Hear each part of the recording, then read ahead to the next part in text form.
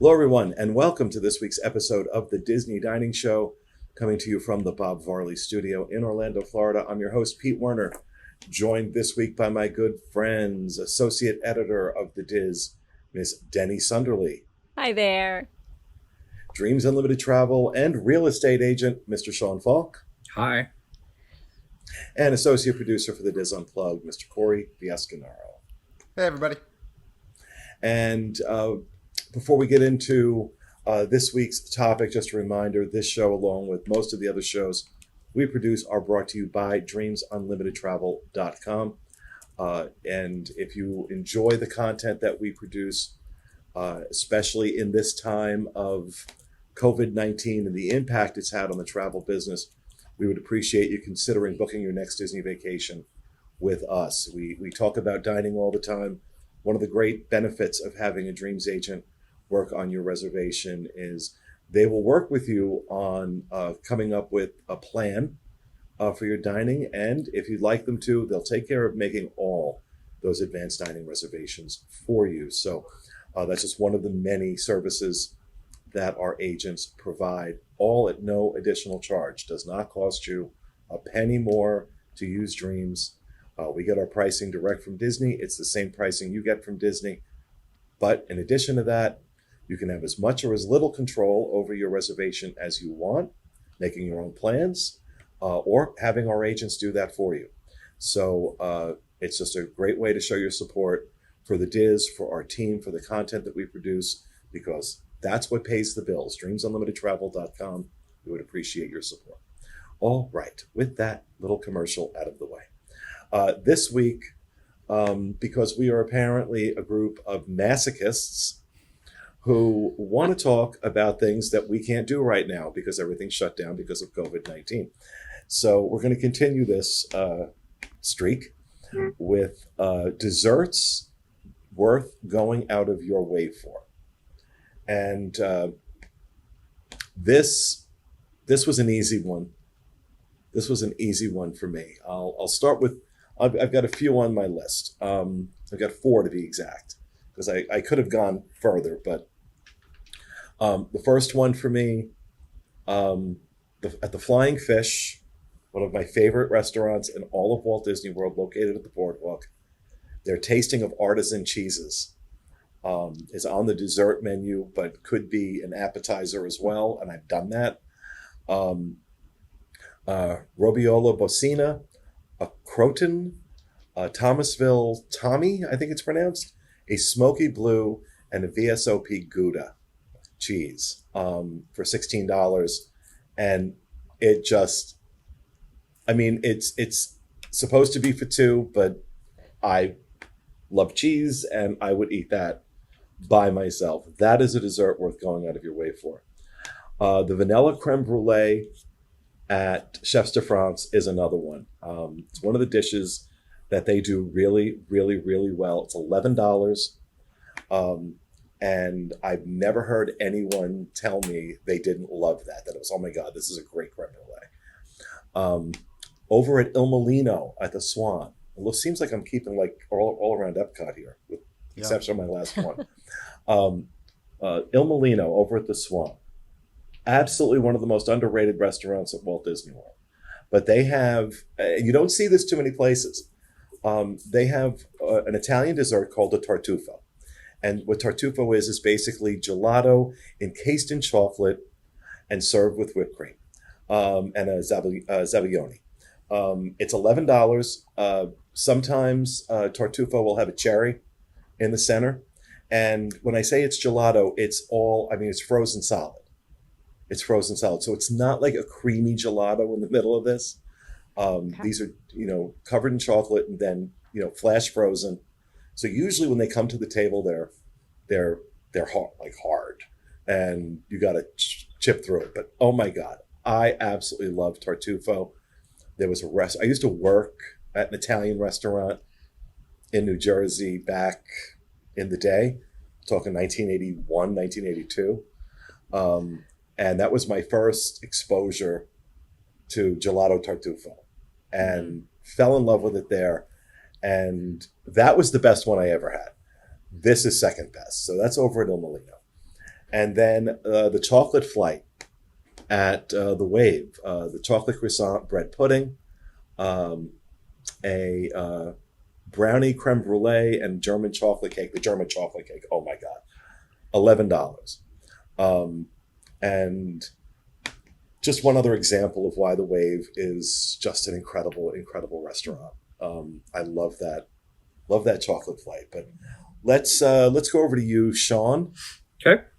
and see what you picked. I had 5 on mine because these are literally the 5 that I do go out of my way to get. One is at Disney Springs. I will go out of my way to get a mega milkshake at the AMC Dine-In Theater. You don't have to be seeing a movie or anything there. You can actually just go in the dine-in theater area and go up to the bar, and they will make you the milkshake there at the bar counter service, and it is incredibly good. It's very, very thin. So it's very liquidy, which is more like how they do it in Europe for milkshakes. And I just think that's so much better than the extremely thick ones that we have here that are hard to get through a straw. My other absolute go-to is called Duo. It's at the patisserie. Denny told me the name before. You got it. So the patisserie in the French Pavilion over in Epcot. It is so good. It is like this layer of really light mousse. There is white chocolate, there's dark chocolate, there's milk chocolate, and it's all just extremely light. You could drop the spoon from up above and it would just fall all the way through it because it's that smooth. It's all these different types of chocolate. Well, it is only 2 types technically, but they have like white chocolate garnish around the side, so they don't count that one. But it is, I had the price somewhere and I don't know where it went, but it also counts as a snack credit. It really bothers me when people like don't use their snack credits well, so I try to advise people on good ways to use them. So definitely this is worth a snack credit for sure, as well as going out of your way. The school bread in the Norway Pavilion, I always go out of my way to get school bread. It's my favorite thing. I don't like coconut at all. Coconut's nothing I would ever put on anything, but this is like sweet bread. It's injected with custard in the middle, much like the rest of us are. So and then it has toasted coconut on top of it, and it is just phenomenal. And it's like $4. It's about $4.50. So it's a really good shareable size snack for people. I also got on my way for the pineapple upside down cake, Dole Whip cake at Adventureland over in the Magic Kingdom. That's $6.49. That's also a snack credit. And I mean, $6 is a really, really good way to spend the snack credit. And it is a really good, like single serving of pineapple upside down cake, and it has like big chunks of pineapple inside, and it has maraschino cherries on top, and then of course the really cold Dole Whip on top along with the hot cake. Just, it does something. It's fantastic. And as far as a sit down dining goes, my choice was the Spice Trade candy bar at Sanaa. It's $8. And I actually had to copy down what all is in it because it's such a long list of things. So they make a custom-made candy bar at Sanaa, and it has coconut, apricot, caramel, pistachio, cashew coated with cashew, and it's coated with milk chocolate and topped with chai cream, pistachio crumbs, and apricot jelly. And it has a lot going on in it, but it is phenomenally good, and it's worth going out of your way to go to Sanaa, but also get dessert there because that's worth it. Okay, those are my 5. Sorry. So, all right. You forced me to add 2 more to my list before I let the other guys go. I got to add these in because I completely forgot about them. But Sean was talking about the patisserie, but right across from Chefs de France, the French Pavilion, there's a kiosk that has soft serve ice cream. The chocolate soft serve here is the best you will ever taste, and that is absolutely very difficult for me to walk past that and not get a chocolate soft serve from there. It's like it's made with silk. Is the only way I can describe it, and it has just got a great flavor to it. And Sean was mentioning the Kringla Bakery in the Norway Pavilion. One of my other all-time favorite things is where is it? The Lefse dessert. This is a flatbread that has butter and cinnamon sugar, and then it's rolled up, and you just want to take pounds of this and shove it into your mouth. It is so, so good. So, yeah, I forgot about those. And the Lefse breads, I think, $4, $3.99. So, all right, how to get those in. Danny, what about you? What's on your list? Okay, so right off the bat, Sean, you stole one of mine. I had the Spice Trade candy bar. I mean, that is the bomb, and I totally agree. You go out of your way. If you've never been to Sanaa, Sanaa is just it's fantastic to go to anyhow. There's a lot of value to it. It's not the least expensive option for dining, but it is something that you will definitely get what you pay for, and you'll leave with a really neat experience. And oh yeah, there's a giraffe waltzing by as you eat your food. So that's pretty amazing. On my list, of course, the No Way Jose from Beaches and Cream over at the Beach Club Resort. You have to put something, you got to stop by. If you're talking about desserts, I feel like you got to stop by Beaches and Cream.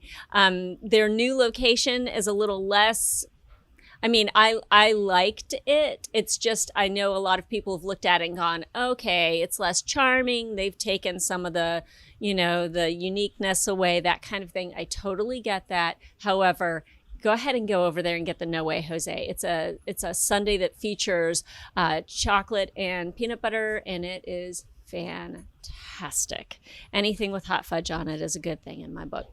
Next, the fried wontons from Yak and Yeti in Disney's Animal Kingdom. We have stopped by the restaurant only to get the fried wontons before, just to go in and have dessert. It was toward park close, and we were able to kind of slip in there. You have pineapple, there's vanilla ice cream, these amazing filled wontons with cream cheese and pineapple on the inside, and they just are fantastic. So please go get those. Next is at the Germany Pavilion in Epcot at Caramel Kuche. Okay, that's my best pronunciation of that. I'll have to defer to Craig on that. He is the one who knows how best to say that.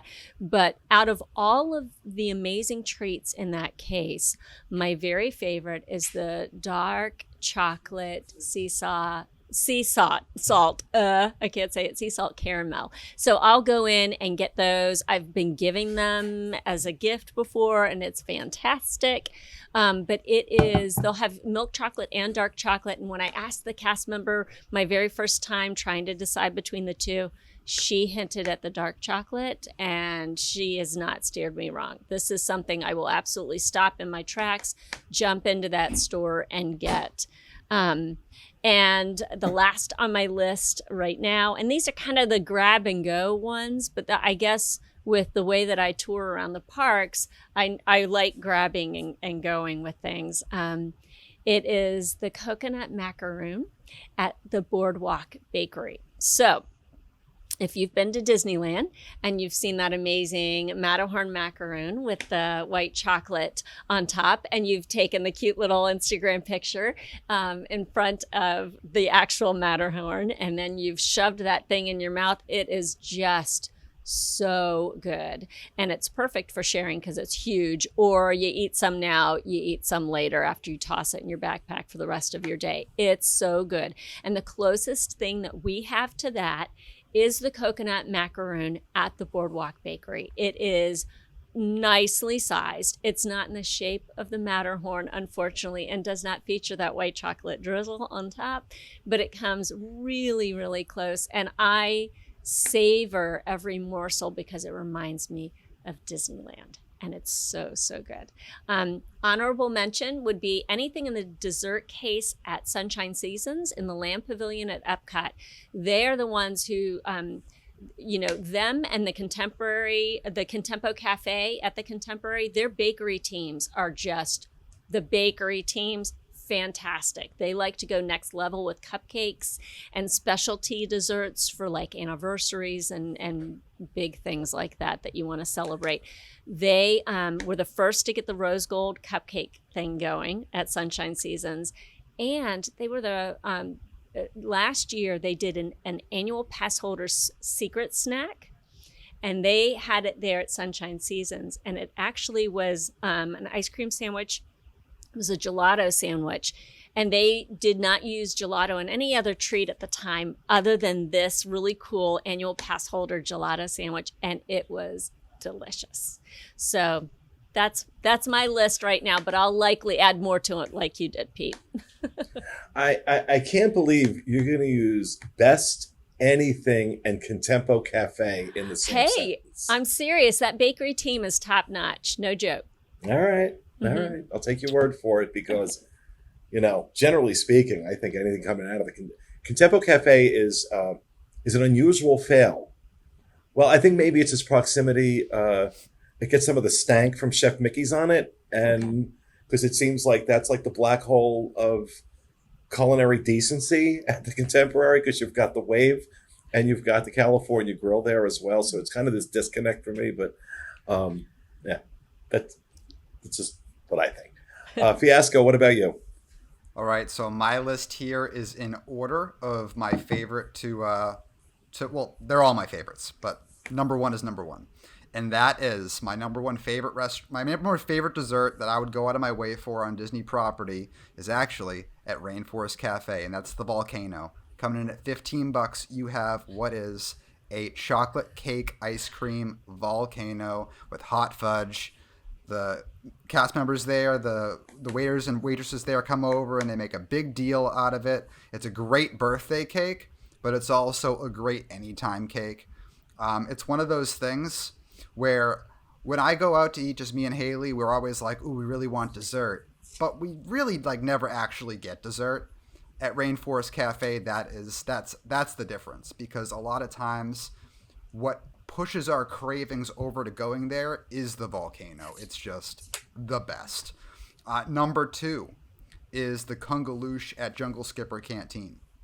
Now, I would definitely say that this is worth going out of your way for as well. It's $9.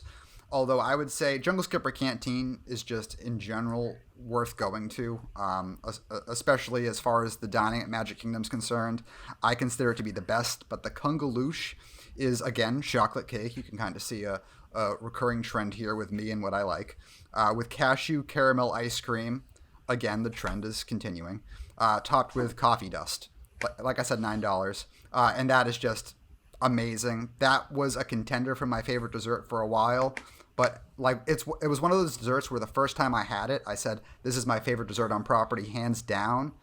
But then, as time progressed, you're like, oh, no, I still kind of like the volcano a little bit more.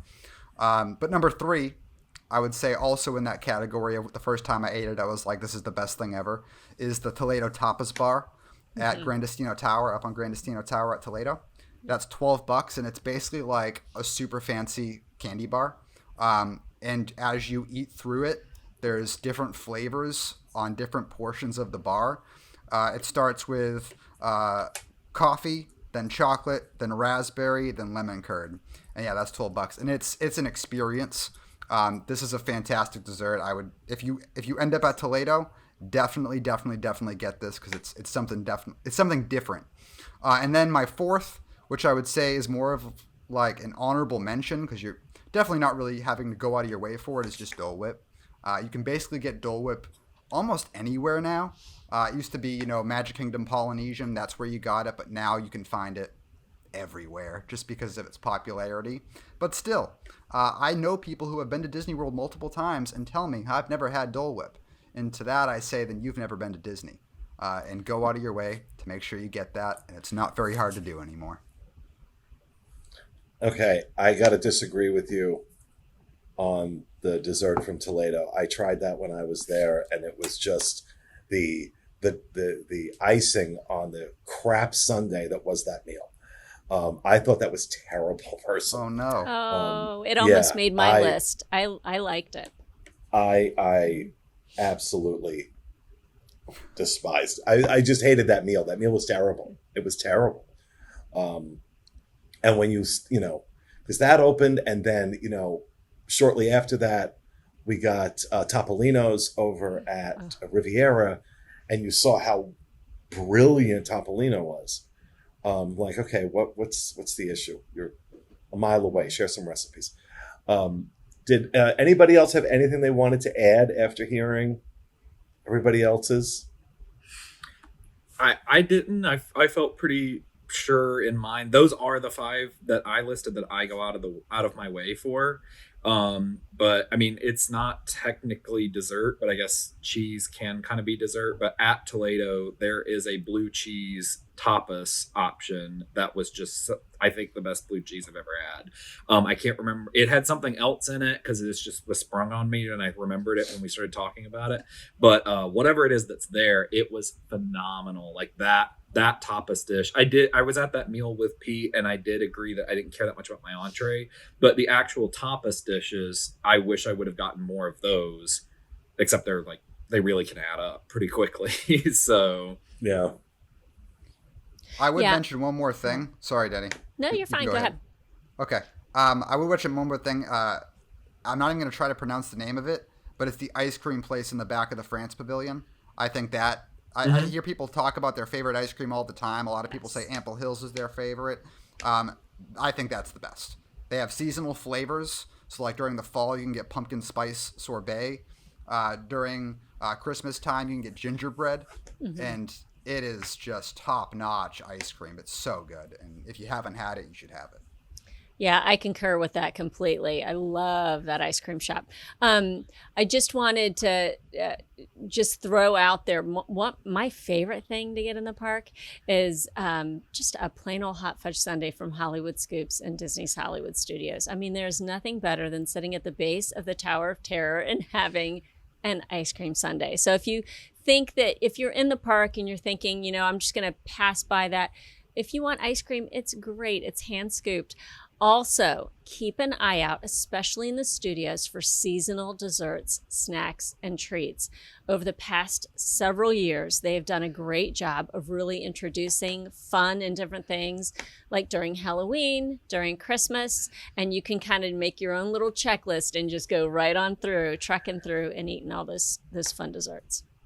But, okay, something to keep in mind. From my perspective, they create Instagram desserts, right? They look great and they're very Instagrammable, but they're terrible.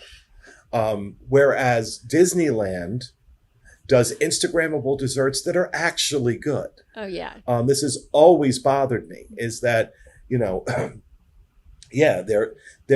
it's like, I always say this, world is like the jealous younger brother of the popular older brother that tries to copy what the older brother does, but never seems to get it right.